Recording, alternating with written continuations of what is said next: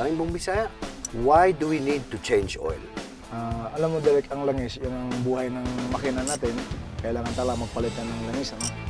Siyempre sa init ng makina, sa init ng panahon natin, medyo yung langis natin, lalabnaw siya. Lumalabnaw. Oo, kasi pag binubuhusan mo yan, malapot pa yan eh.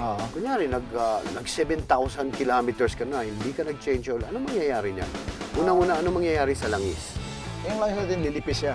Yung viscosity niya, yung lapot niya, yung dulas, mawawala yon. Kakainin yung bakal sa bakal. Yan ang sinasabi na kumakatok makina mo. After that, nang overheat ng ilang araw, ayan na yun, kakalampag na yung makina natin.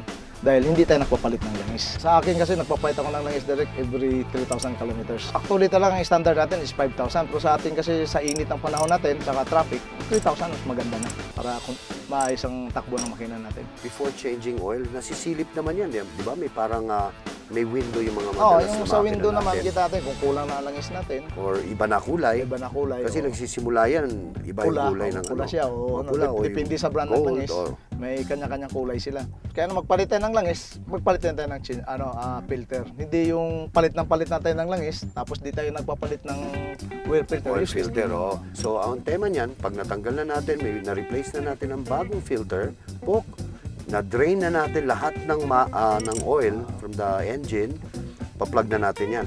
Lalagyan na natin ng Shell Advance na motor oil. Well, there you have it, mga kapatid. Shell Advance Biker Tips. Enjoy every ride.